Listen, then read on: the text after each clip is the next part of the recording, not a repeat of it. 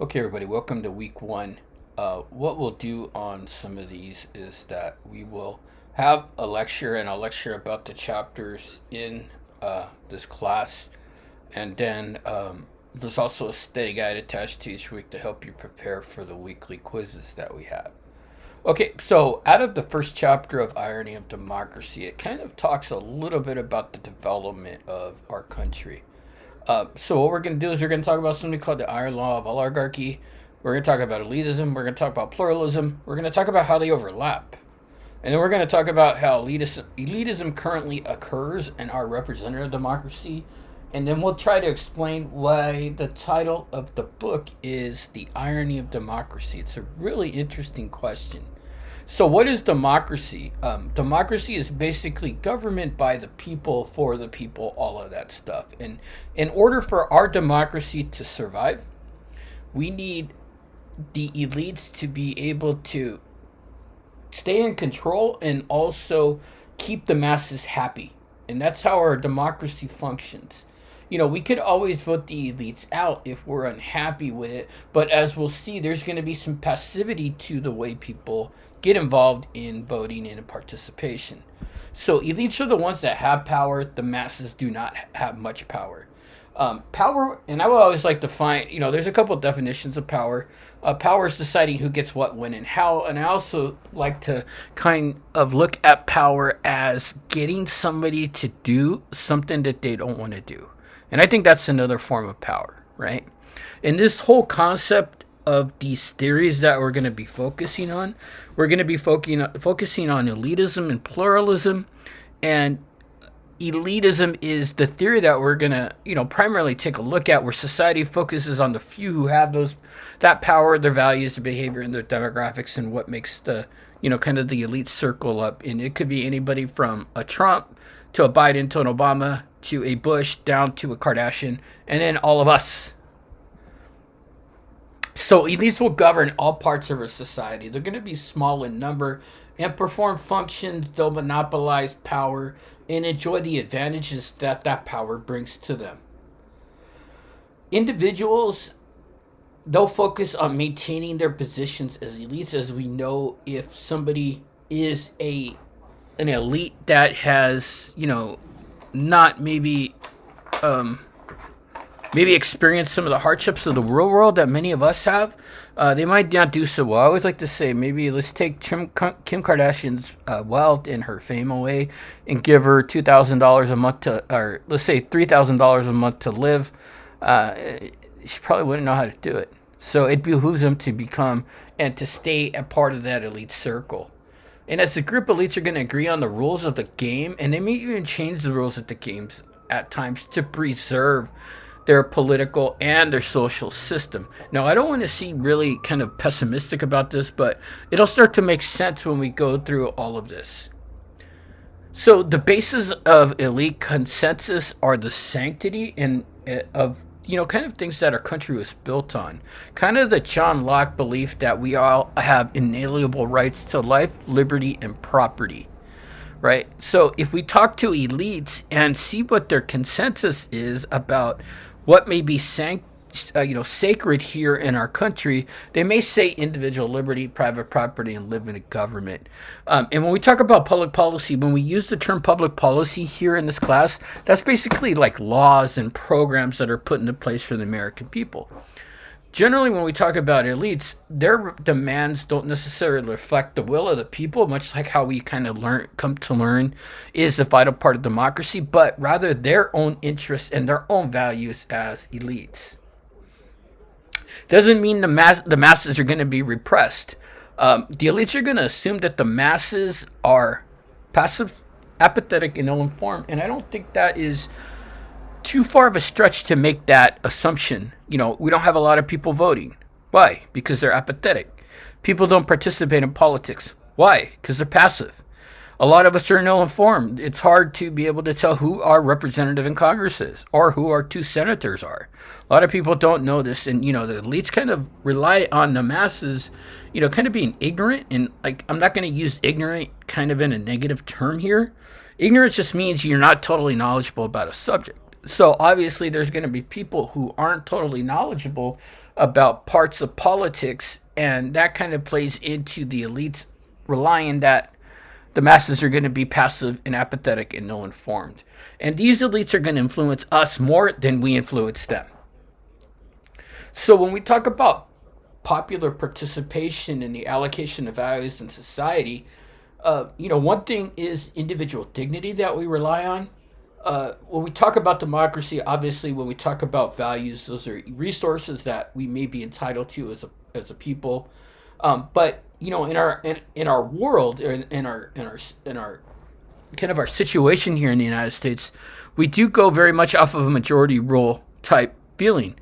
But kind of within the classic Federalist 10 belief of James Madison is that in order for a democracy to be truly functional, you need to have majority rule, but at the other end, you need to have respect for the minority. And we're not talking about ethnic minority, anything like that. We're talking basically people who are going to be in the 49% below in any type of vote or any type of decision by Congress. So the majority will rule here in the United States, but the minorities' rights have to be protected.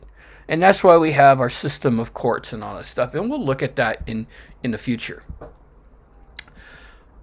A lot of our belief system here in the United States is based off of John Locke's classic liberal theory. And classic liberalism focuses on the fact that we have inalienable rights to life, liberty, and property, which are independent of the government, and the government's purpose is to protect that liberty and be a neutral arbitrator, right, in making decisions or making judgments against people. And with that, we form a social contract with the government. And basically what that says is the contract is that we as citizens will give up certain rights as part of that social contract, but in order for the government to effectively govern us, they have to protect our life, liberty, and property. So we consent to government rule, but in turn, the government needs to protect our life, liberty, and property rights. Go ahead and move on a bit, and we talk a little bit. Here's a good side-by-side for you to look at. Kind of the differences between classic liberalism and modern liberalism. Remember, classic liberalism is not the modern liberalism that we have today. It's very different. If we wanted to kind of compare classic liberalism to an ideology today, it'd probably be a libertarian type thought, where you're socially liberal but economically conservative. So looking at the side by side, we could see the differences between classic liberalism versus modern liberalism. And we don't really want to get these two mixed up. While classic liberalism is going to influence both conservatism and modern liberalism, it's totally different type of liberalism that exists from now, and I want to really enforce that. So when we talk about the meaning of democracy, everybody is supposed to be equal before the law. We're also supposed to be equal politically. One person, one vote. All our vote counts the same. Right? Now, there's kind of a disparity in thinking about equality of opportunity versus equality of outcome.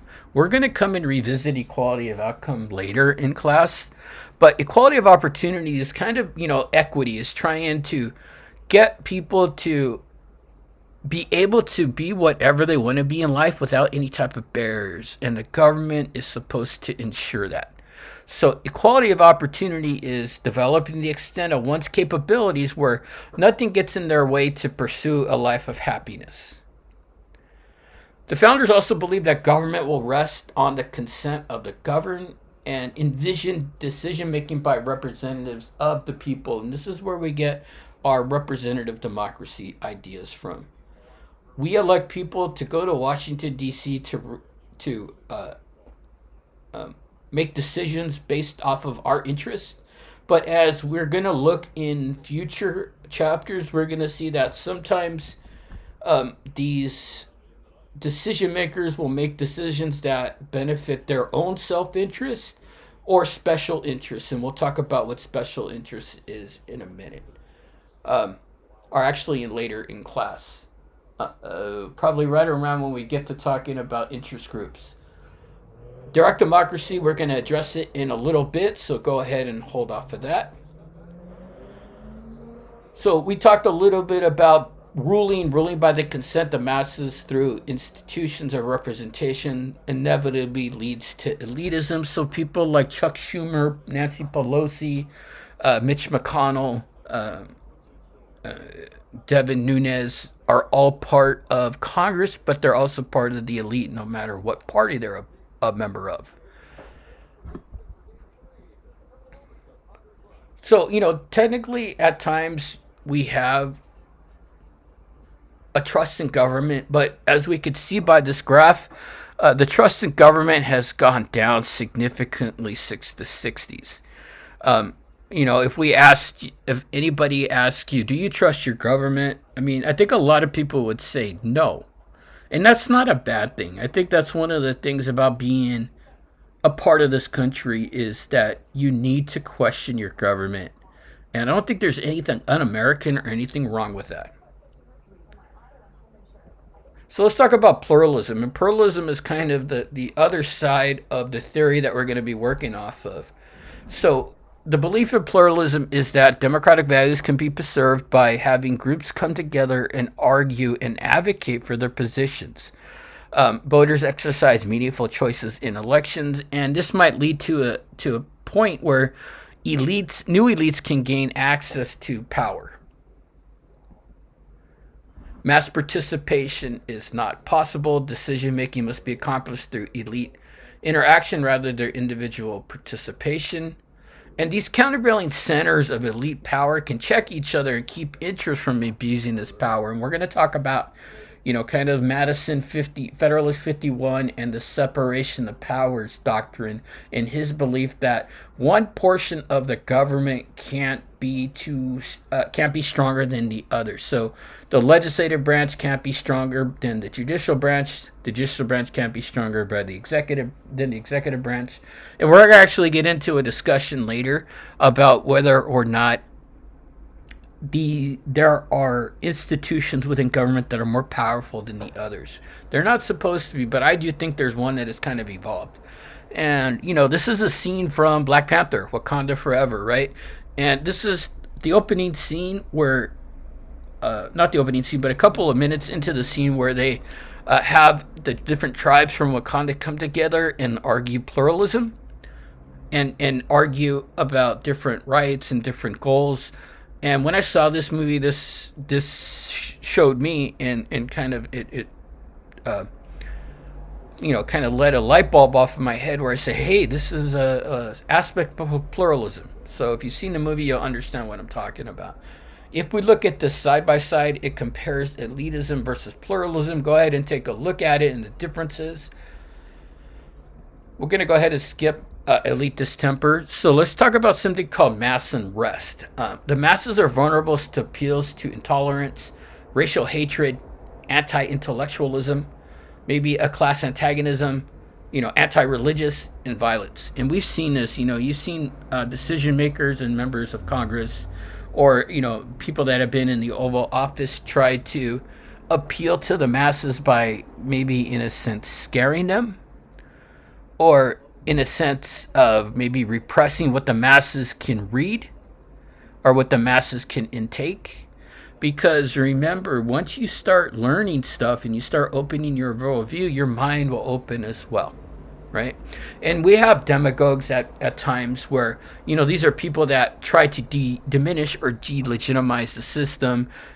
Trump may be considered a demagogue, Bernie Sanders, even AOC at this time. So the belief is democratic values can only survive if there is an absence of mass political activism or that kind of that segment or that issue of people not participating, people being passive.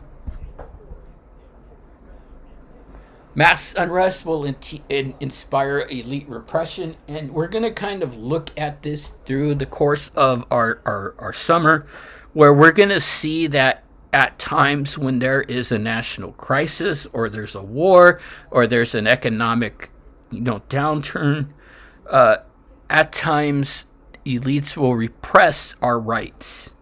And we may be okay with it in some instances. But we'll go ahead and really analyze the fact of, is there stuff that we are prohibited from doing because the government says no? And then we may think that's an inalienable right, like speech or assembly or dissent. Can the government, repress these rights that we see in the Constitution based off of law and order? All societies are governed by elites. Elite theory seeks to explain the ways elites function in our democracy. Okay, so let's go ahead and jump to talking a little bit about the colonial experience. We're going to go back and forth between political science and history. This is the history part. So we had, during the colonial experience prior to the Declaration of Independence being signed, we had royal colonies. And royal colonies were ruled by an administrator or by a governor that was appointed by the King of England, right? So they were kind of subservient. And here are some examples of states that were royal colonies. The government in the royal colonies was based on the principles, they were ruled by British monarchs, and the king had control all over unsold public lands, and the governor had the power to allocate those lands. But remember, the governor was going to be very subservient to the crown. And we also have charter colonies, right? A charter colony is governed by a written document. A charter might be some type of constitution or some type of rule of law. A charter is written from the sovereign power of a country that bestows certain rights and privileges to that colony. Charter colonies were written contracts between the crown as well as the American colonists, defining the share each should have in the government and were not to be changed without each party consenting to that change. And if we look at this was a model for the U.S. Constitution. And we see 3 states here that would be considered charter colonies. The final one that we have is a proprietary colony. And these were territories granted by the king to one or more proprietors who had full governing rights over that area. They were granted governmental powers over a tract of land, and proprietary colonies were run under a colonial charter agreement, which were reviewed by the king. The leaders here were called governors or lord proprietors, and Maryland, Pennsylvania, and Delaware are good examples of this. And here's a little bit of a chart to show you, and I think this is a good illustration. Now, we also had a sense of a monopoly over mercantilism. And basically, the English crown had a monopoly over the seas, over the land. The Navigation Acts were a series of English laws that restricted colonial trade to England, so the colonists weren't able to trade with other countries. This was enacted in 1651 and lasted to throughout the time until 1663, and then it was eventually repealed. They reflected the policy of mercantilism, which sought to keep all benefits of trade inside the British Empire and to minimize the loss of gold and silver to foreigners. So in a sense, kind of hoarding all the riches, in a sense. At the time, a gentleman named at the time, the English crown practiced something called salutary neglect, or a healthy neglect.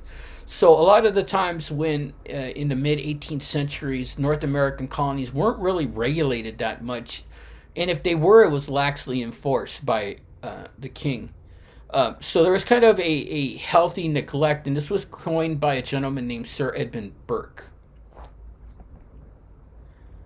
And then, we kind of started to see a pattern of revolution here. In order for the British government to pay off the debt from the French and Indian War, they started enacting taxes on the colonists, which really upset the colonists because they didn't have any representation in government. One of the first things they did was the Sugar Act. This was an act on that set a tax on sugar, molasses, and imported into the colonies, which impacted the manufacturing of rum. The Sugar Act also taxed wines, coffees, cambric, printed material, timber, and iron were included in the products that could be only traded with England. So you could see the colonists, they could not really profit too much from any type of merchandise or any type of goods that they had. We also had the Currency Act and the Stamp Act. The Currency Act regulated currency in colonies. The Stamp Act was imposed on all American colonists and required them to pay a tax on every piece of paper they used, whether it was a ship's papers or some type of legal documentation or a license or a newspaper or other publications. Even playing cards were taxed. Kind of the tipping point was the Tea Act. This was passed by English Parliament on May 10th, 1773, and it granted the British East India Company tea a monopoly on tea sales in the American colonies. And remember, when we have a monopoly, at times, businesses that are monopolized can charge as much as they want. Right? This was used as a revenue stream to help England recover from the cost of the French and Indian War.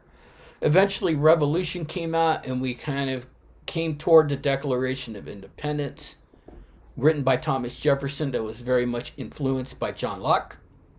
And it kind of also creates what is called the American dilemma that we'll look at in a future class. Jefferson wrote, "We hold these truths to be self-evident, that all men are created equal, that they are endowed by the Creator certain inalienable rights, that among us these are life, liberty, and the pursuit of happiness." So you can also see kind of Jefferson's, kind of savviness in maybe tweaking that John Locke theory from life, liberty, and property to life, liberty, and the pursuit of happiness.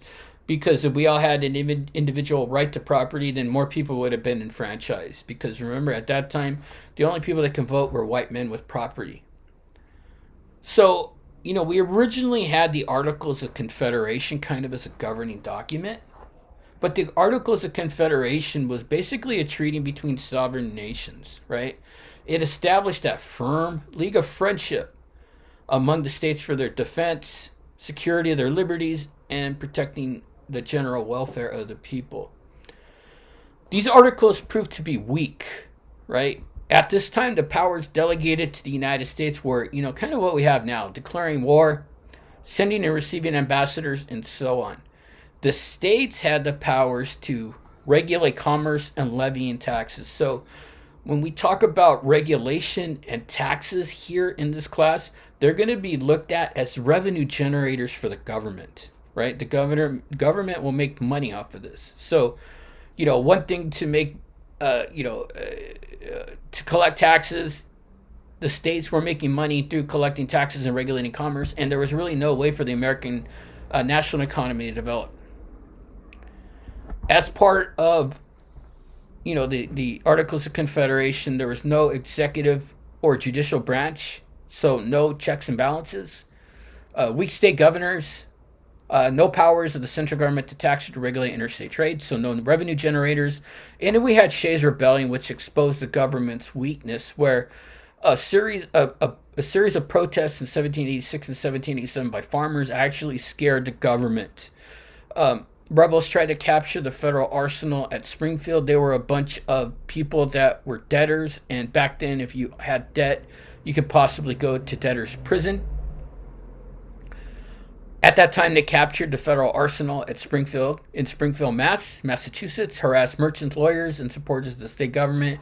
And this scared politicians because they really had no way to approach this. So as a result of this, we started to have a situation where a new constitution was going to be developed. The Alexandria Conference in Maryland and Virginia met and dealt with navigation and commerce issues. The Annapolis meeting in Maryland met, where we had 12 delegates from 5 states adopt a report outlining these defects that we just talked about. They were looking to revise the Articles of Confederation, but instead they wrote a whole new constitution. We also saw a form of the national elite. These are one of the kind of the tipping points, or the starting point. Sorry, not tipping point. The starting point of an elite system here in the United States, where we had George Washington, who was at the apex of our elite structure, and a lot of these governing people had experience, making key decisions in government, controlling Congress, participating in the Revolution, and so on. A lot of them were educated at prestigious institutions, which kind of plays into that elitism. And a lot of them were wealthy. And you can see what industries they were a part of. And they had a really strong national view, right? And when we look at the word nationalism, it's going to be used in a couple of different ways. When we hear the word nationalism, or when I hear the word nationalism, I think of the Nazis, right? But also, it could be classified as an intense love for your country, where you're willing to maybe compromise some of your values. And they all had a strong belief that we needed a strong national government with the power to exercise its will directly on the people. Kind of, taking out that instance where the federal government could go in and form that social contract with people to get them to consent to being governed, but in turn also protecting their rights. Okay, let's go ahead and take a look at the next chapter.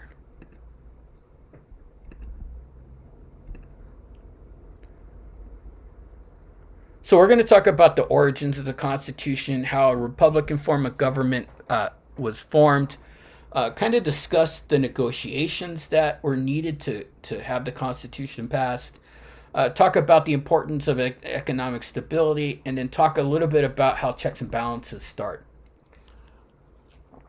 So we look at this picture, we could see kind of the hierarchy that existed in our new country, right? Let's go ahead and skip Hobbes. Hobbes basically thought, kind of made the comment that people were naturally prone to conflict, and in that sense, you need that social contract to kind of keep people in line. Locke, the same, kind of the same thing.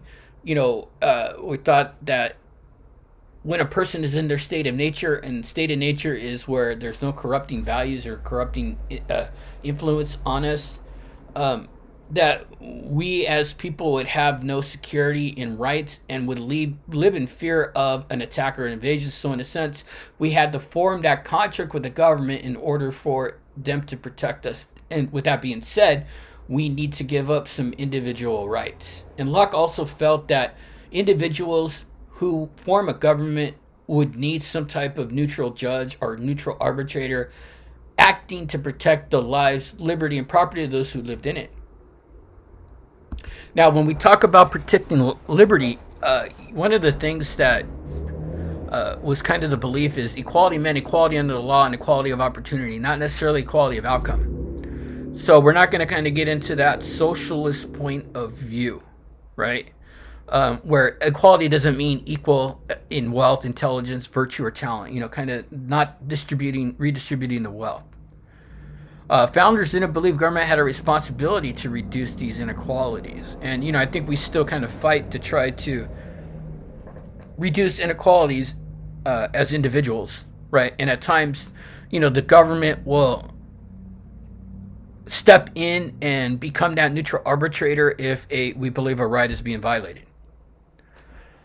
There was a consensus in 1787 that we needed a Republican form of government. And it's not Republican Party, but it's a Republican form of government where we had a representative democracy that was responsible and non-hereditary. So something very different from England, non-hereditary, right? No aristocracy, a system of mass democracy. Expected the masses to consent to government by men of principle and property. We would elect those that are wise and prudent, and they would represent our interest in Washington, D.C. And as part of that, the founders also believed that we needed a limited government that couldn't threaten life or liberty or property. And dividing these governments into separate bodies, which should be capable of checking one another and should not pose a threat to the other. This is really much a very James Madison point of view. And you'll read Federalist 51. James Madison was an advocate and one of the kind of the critical thinkers that really put forth a thought of the positivity of having a separation of powers. One of the classic things is if men were angels, you wouldn't need government, and we're going to revisit this that term in a little bit. So in negotiating the Constitution, there was a concept of the fact that how are we going to handle representation? So there were two plans that originally came out, the Virginia plan and the New Jersey plan, right? The Virginia plan was a plan that called for much, like the English Parliament, where you have a lower house that is chosen by citizens, and then the upper house is chosen by the lower house. Congress would have the ability to nullify state laws, so Congress acting as a judicial branch. And in this parliamentary form of government, Congress would choose executive and judicial branches. The New Jersey plan basically looked at a one vote per state house. So unicameral house, separate executive and judiciary, and also giving the powers of Congress to include the right to tax and to regulate commerce. So definitely something that will generate revenue. This led to something called the Connecticut Compromise, right? And in the Connecticut Compromise, we saw this two-house legislature come together with the lower house based on population. And at that time, the upper would be equal, where we have 2 senators per state. So our representation in the House is based off of population. But also remember that the Senate is going to be equal in each state. So we have 2 senators in California. Obviously, California wasn't a state at this time. So, but if we put it in modern day terms, we had 2 representatives in California, and you would have 2 representatives in Rhode Island. So, kind of an equal form of representation. Now, slavery also needed to be addressed in the Constitution. So, there were 3 things that came out of this. The first thing is the 3/5 compromise. So slaves were counted as 3/5 of a person for representation and appropriating direct taxes only. So slaves still didn't have rights. They were considered property, and we'll look at a decision called Dred Scott later in the term. But for the purposes of representation only, slaves were counted as 3/5 of a person. Congress prohibited the slave trade, but not before 1808.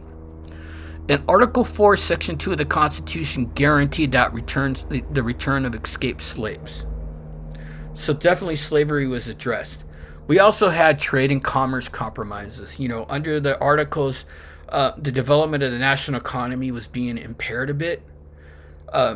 Southern planners feared that Congress may impose export taxes, so there was a compromise where articles exported from any state should bear no tax, and only imports could be taxed by the national government to protect the U.S. industries against foreign goods. And we'll talk a little bit about the concept of tariffs and the protection of industries here in the United States later in the class. Also had to decide how voting was going to be done. So the founders didn't want mass voting participation, right? So what has been decided is here in the United States, the Constitution basically says that anybody that's an American citizen and is over 18 can vote. But then they also kind of give the power to states to decide if there's certain things or certain actions that have happened that might prevent a person from voting, whether it's it's committing a felony or whatever. So it is the states that determine eligibility if someone can vote or not. And obviously, at this time, women were not given the right to vote. And the only thing that we as citizens could vote on that time was for House of Representatives. Remember, the House of Representatives voted for the Senate, and we indirectly choose the president through the Electoral College. We also had taxation. So the Congress was granted the power to lay and collect taxes, duties, imposts, and excises. These are all revenue generators. It enabled the national government to kind of end its dependence on states. And Article 6 committed the U.S. to paying off all investors who held bonds. Usually, if the government needs money, they'll sell bonds. It's a very safe investment for people. You give the government money, they'll give you a certain interest rate, and then when that bond matures, you get that money back. In the meantime, the government will use that money to try to fund some type of project. Money and credit also had to be protected. Article 1, Section 8 enables Congress to protect money and property. Things were made as far as bankruptcy laws. So if you ever have to claim bankruptcy, it will be done in federal court. Congress in the United States is the only one that could coin money and regulate the value of that money. They would have a fixed standard weights and measures. So if a pound in Maryland was existent, it should be the same as a pound in Rhode Island. Punishing counterfeiting, establishing a post office, and passing copyright and patent laws. So these are all things that can protect money and property here in the United States that were established in Article 1, Section 8. We also started to see people move out west. Native Americans discouraged immigration out west, even though we still did see it. And then a military was created, right? Article 1, Section 8 and Article 2 provides centralized diplomatic and military affairs at the national level. So if we have to deal with a country with diplomatic ties, it'll be done by the federal government only. We also needed a strong navy to protect U.S. commerce because piracy was a real danger.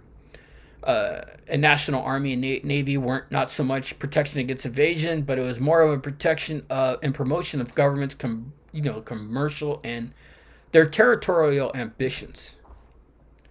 We also needed to protect against revolution, right? National Army and Navy provided protection against class wars and debtor rebellions, much like what we saw in Shay's rebellion. And Article 4, Section 4, our national government guarantees to every state a Republican form of government as well as protection against domestic violence. So again, we're starting to see this social contract forming. Article 6 also issued what was called the Supremacy Clause. Laws of Congress supersede laws of states, would make it certain Congress would control interstate commerce, bankruptcy, monetary affairs, and so on. So we have instances where we may have laws that are legal in states but illegal in the federal level. The marijuana law is a good example of this. Marijuana is a Scheduled I narcotic, as determined by the Controlled Substance Act of 1970. But here in California, marijuana is legal for both recreational and medicinal purposes. So in a sense, federal government, this law will trump state law. So if the federal government wanted to come into California and shut down all the dispensaries, they would be within their right to do that because remember, federal law will supersede state law. And we also saw republicanism in operation where we have our House members elected to 2-year terms, our Senate to 6-year terms. We elect the president indirectly through electors, which we'll talk about. And federal judges were appointed to be on the bench for life. And we'll talk maybe about some of the consequences of that. So one of your essays here is going to be about the concept of separation of powers. And in Federalist 51, James Madison kind of laid out his argument for separation of powers, as this was a safeguard against having a majoritarian government and also, in a sense, to protect elite liberty and property and prevent that tyranny of the majority, right? Each major decision-making body here in government is chosen by a different constituency. And they have checks that they could impose on each other. If men were angels, no government would be necessary. If angels were to govern men, neither external nor internal controls in government would be necessary. So this is a very, very prophetic statement. He's basically saying that, people aren't angels, so we need laws. And we need, to be able to have trust in government. Now, if we look at kind of where the evolution of the thought of the concept of judicial review, Marbury versus Madison, the Supreme Court gave themselves the power to not only invalidate state laws, but also any laws of Congress that may conflict with the Constitution. So in a sense, the Supreme Court can determine what's constitutional and what's not constitutional. We also had a faction of anti-federalists, right? Federalists are people that think we need a strong central government and the states to be subservient. Anti-federalist is kind of the opposite. They felt that this took prestige and power from state and local governments. It threatened civil liberties, and it was a disguised monarchy. So we saw the Constitution ratified on September 17, 1787. The Constitutional Convention sent the Constitution to Congress, and it was ratified.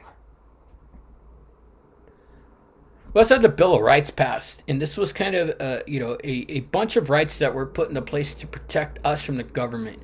It was penned by Madison in response to it was a response to call from several states for creating greater constitutional protection for individual liberties. In the Bill of Rights, we have things like the First Amendment, where it protects our speech and our religion and our assembly, or the Second Amendment, which prevents abuse of the right to bear arms. The Fifth Amendment guarantees us due process. The Sixth Amendment guarantees us a right to trial and a right to an attorney. So all of these rights that are within the Bill of Rights are put in place to protect ourselves from the government. So when you get a chance, look at that link and look at some of the rights that we have and think, have any of these rights ever been kind of compromised? California as well has a constitution. Remember, this constitution cannot override the federal constitution or the U.S. Constitution. This has been amended 48 times, and when we look at direct democracy, we'll see ways to change the Constitution here in California, but it's very difficult to change the Constitution at the federal level. So, when we talk about separation of powers and the system of checks and balances, it was pretty much put into place that, you don't want any body of government being stronger than the other. And this checks and balances system would be kind of a counterbalancing influence by which an organization or a system is regulated. The problems with this, it can create gridlock, right? The president has the ability to check Congress by a veto. Congress can override the president's veto with a 2/3 majority vote. If there's a law that's passed by Congress and the president vetoes it, Congress can override it, like I said. But also the judicial branch, if they see that law and believe it to be unconstitutional, they can declare it unconstitutional. But in a sense, if a law is declared unconstitutional, one way to make it constitutional is to make a constitutional amendment, and that's a very difficult thing to do. So some of the examples of executive checks are the president can veto laws by Congress. They appoint federal judges, cabinet, and department heads. This has to be confirmed by the Senate. And also can issue executive orders which have the weight of policy or have the weight of law. An example of that is Trump's travel ban that he implemented right when he became president, or the internment of Japanese Americans in 1942. The legislative branch can override the president's veto with a 2/3 vote, like we talked about. They confirm president appointments, and we'll look at some of the politics in that. They can impeach the president. We saw that happen twice in the past 4 years. And they can also check the judicial branch by proposing a constitutional amendment. Now, the courts, remember, the courts granted the power of judicial review through Marbury versus Madison. And they can rule decisions by the legislative branch and the executive branch unconstitutional. In my opinion, this is the greatest power because it's very, very difficult to pass a constitutional amendment. If we want to pass a constitutional amendment, 2/3 of Congress has to vote on it. 3/4 of all state legislatures have to vote on it. So in a sense, it's a very, very difficult thing to do. And if we put the numbers together, you would roughly need 74% of the people to agree on something to get an amendment passed. So that creates a lot of gridlock and a lot of very kind of contentious feelings in Congress. Where, and we see that as individuals, and that's kind of where our trust goes away and we don't see anything getting done. So the last thing we're going to talk about here in our lecture is the progressive movement here in California and the implementation of direct democracy. And direct democracy is a very interesting thing. California is truly the crossroads of America, right? Latinos make up 35% of the population. 60% of that is of Mexican heritage. And we'll see where Latinx people may be the majority in California in the next 10 years. If California was its own country, it would be ranked within the top 10 economies. And, we currently have about 39 million people. So we kind of look at the period where California was developed. The Spanish Empire had made several claims to California and sought to consolidate its power in North America as a colonial power. The Spanish colony of Mexico embarked on a war of independence in 1821. Following this successful revolution, the colony won its freedom from Spain. Alta California, which is present-day California, passed quietly into Mexican control. And during this period of Mexican control, we started to see an increased prominence in sea commerce and an expanding migration of Caucasian people and settlers out to these areas kind of, pushing the natives.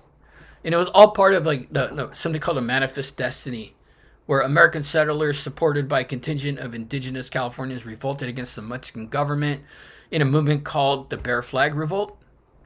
The Mexican-American War marked the first U.S. conflict chiefly fought on foreign soil. It pitted a politically divided and military unprepared Mexico against the expansionist mindset of the Americans, headed by James Polk, who believed it was our manifest destiny to spread across the continent to the Pacific Ocean. Eventually, the war was won by the United States. The Treaty of Guadalupe Hidalgo was signed, which ended the Mexican-American War, and it gave about 525,000 square miles to the United States, including parts of California, Arizona, Colorado, Nevada, Texas. The Rio Grande and El Paso is a border also, and we have a hard border here in San Diego. So, kind of the division between the United States and Mexico. We also saw migration into California through the gold rush, right? There was a discovery of gold nuggets in Sacramento in 1848, which kind of motivated a lot of people to move up to that area to pan for gold. At that time, a total of $2 billion worth of precious metals were extracted from the area during the gold rush. So we saw a lot of migration out to California. Another thing that existed was the Transcontinental Railroad, right? It was a Pacific Railroad Act wanted to combine the Central Pacific and the Union Pacific, they were tasked with building a transcontinental railroad that would link the United States from east to west. This was advantageous as you can move people, you can also move merchandise, right? And there was kind of a competition where one side started in Sacramento, one side started in Omaha, and there was a race to meet in the middle, and finally they met at Promontory, Utah in May of 1869. The Central Pacific was built by Chinese immigrants numbering more than 50,000. Irish immigrants as well as Civil War vets and Mexicans built the Union Pacific. So we look at California currently, for the most part, we're a very democratic state. San Francisco and LA are going to be very liberal. San Diego and Orange County has pockets of liberal and conservative in it. And I think if we even look at different parts of San Diego, you can even break it down even more. If you look at south of the 52, it'd probably be blue. If you look at north of the 52 up into Carlsbad, it'd probably be red. We'll look more at this when we get into looking at an electoral college. We also have our own state representatives here called the Assembly and the Senate. We have 40 senators along with 80 members of the Assembly. They meet in Sacramento and discuss California law. Now, we have this concept that was brought in through the progressive era called direct democracy. Is California problematic? Does this power that the people have problematic to our system of government? So at the beginning of the progressive era, Hiram Johnson, who was governor in 1910, wanted to limit corruption and restore these democratic principles. And in 1911, he added direct democracy to the Constitution, which gave us the ability to do what's called the initiative, the referendum, and the recall. And we'll talk a little bit about these in a minute. Here in California, placing an initiative or a citizen's initiative is relatively easy. These initiatives are binding, so if the public passes an initiative, the California legislature can amend it. And especially since 1978, we use this process much more than most states, and I think you can probably pretty much agree that when we look at all the propositions that are on the ballot, it's going to be numerous every election cycle that we have. So we talked about the initiative. A percentage of voters using a petition may have a law or amendment placed on the ballot without legislative involvement. Or we can have a referendum where that legislature might make a decision and want the people of California to vote on it to become law. And then we also have the recall, which we're actually seeing in real time now, where Governor Newsom is potentially going to be recalled, and we're going to see a recall election. We'll talk about that in a few. So there's going to be two types of initiatives. The first one is a state constitution initiative, meaning that here in California, we have the ability as citizens to put a law on the ballot that amends our state constitution. Right? We also have the ability to to put statutes which is proposed directly and becomes law if it's voted by the majority here in California. So we have the ability to put an initiative that will amend the state constitution. And in turn, we also have the ability to pass our own laws here. As long as those laws aren't violations of the federal constitution, they can be put into place. So if we want to get an initiative on the ballot, there's going to be some things that we have to do, right? All you need is an idea and $2,000. You have to submit the text of your law to the California Attorney General's office. What they'll do is they will take your $2,000 and they will verify whether or not you are able to pass this initiative or start this initiative. After this review is put into place, there's a 30-day review. The Attorney General will put a brief circulating the title and summary. They'll assign a unique number. This isn't going to be the same number that we see on the ballots, like Proposition 64 or Proposition 80 or whatever. The Attorney General will have 15 days to complete the petition language. So there has to be some very, legalese type language on the petition for people to go out and get signed. This period begins after the measure has reviewed a fiscal statement. So one part of that too is that there has to be a review of how much this could potentially cost Californians and California citizens. So once we get our petition approved, we can go and start getting signatures, right? So the numbers are interesting, and I'm going to want you guys to know these numbers. In order to get an initiative on the ballot, you need X number of votes in the last gubernatorial race to achieve that. So if you want to propose a constitutional initiative, you would need to get 8% of Californians to sign a petition, or 585,000 people. So 8% to change the Constitution. If you want to put a new statute or a new law into place, you need 5%, or 365,000. So it does take a lot of effort and a lot of money to get these signatures, right? There's going to be groups that will pay people to go out to Walmart or to Vons or to Albertsons or whatever to get signatures. They usually pay people for that, and it could be either from $10 to $20 a signature. So you definitely need financial backing for that. Without $1 to $2 million, you cannot get anything on the ballot. Know how popular how it was, and then you can absolutely get some crazy stuff on the ballot, like Proposition 6, which prohibited the slaughter of horses and sale of horse meat for human consumption. Once the signatures are collected, once you have that 5% or the 8%, the local registrar will check by a random sample to see if these people are eligible to sign the petition. In order to sign a petition, you have to be a registered voter. They'll check your signature. There might be an instance where they do a full check, where they check every person that signed a petition. They check every person's eligibility, but for the most part, what they'll do is they'll just do a random sampling. They might take every 50 names and make sure they're able to sign.